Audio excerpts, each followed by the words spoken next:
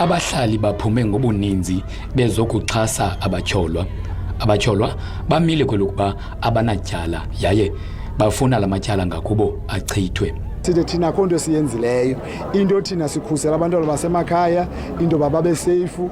Kuba ungakuhlala apha edorophini, esi sikolo kuthiwa yi-BH silapha etown, abantwana indlela abatya ngayo i-drugs phaa ngase-ECDC. Amapolisa akhona xa singenelela thina kuthiwa sithathele umthetho ezandleni zethu.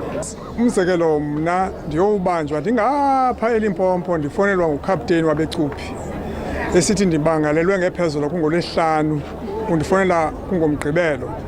Ndamchazela no ndiseLimpopo, eLimpopo ndawubuya ngomvulo okanye ngoLwesibini. What no, sakufuna epolice station because kukho umuntu okumangalele othi umbethile.